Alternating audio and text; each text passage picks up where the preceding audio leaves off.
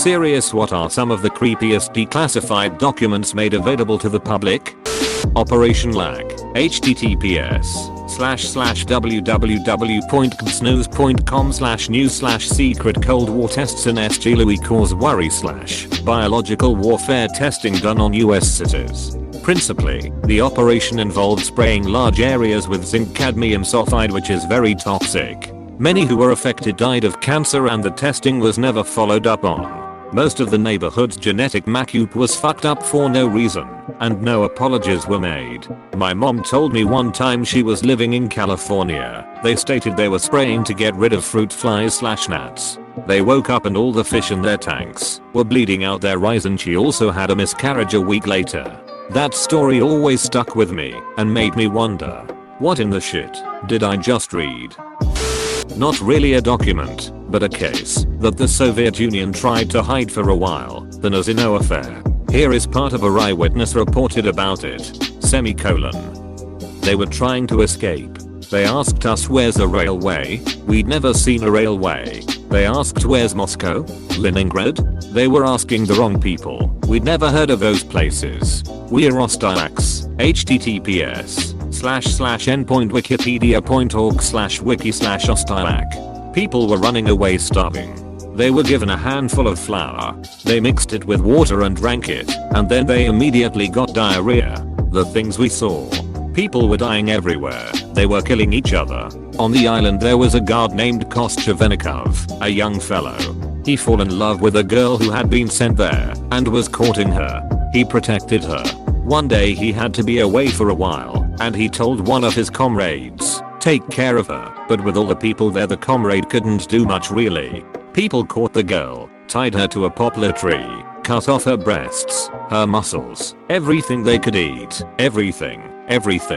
They were hungry, they had to eat. When Kostya came back, she was still alive. He tried to save her, but she had lost too much blood. Yeah, I looked it up.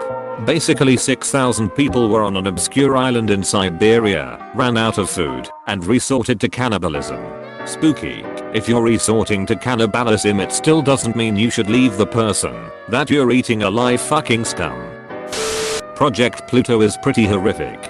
The proposed use for nuclear-powered ramjets would be to power a cruise missile. https://n.wikipedia.org/wiki/cruise_missile called SLAM for supersonic low altitude missile. https://n.wikipedia.org/wiki/supersonic_low_altitude_missile. In order to reach ramjet speed, it would be launched from the ground by a cluster of conventional rocket boosters. Once it reached cruising altitude and was far away from populated areas, the nuclear reactor would be made critical. Since nuclear power gave it almost unlimited range, the missile could cruise in circles over the ocean until ordered down to the deck for its supersonic dash to targets in the Soviet Union.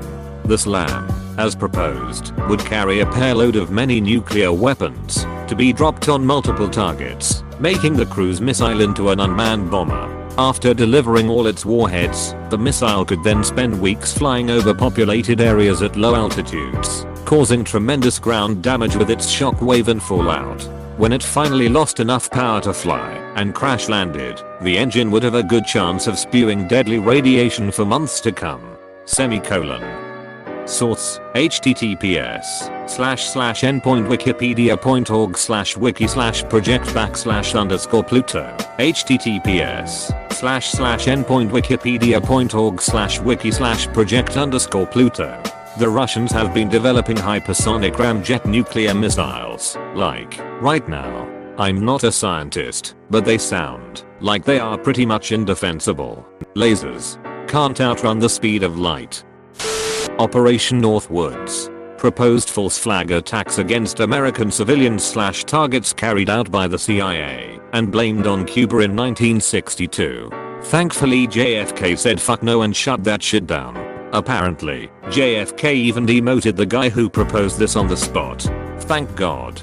Also, this means that this idea had to go through a long chain of command with many high-ranking people in the government agreeing to it.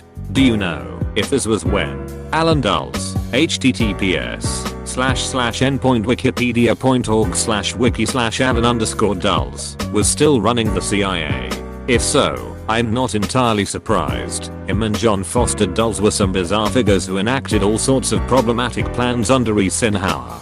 Dulles briefly lingered under JFK, if memory serves, but I think it was the Bay of Pigs that finally got him the boot.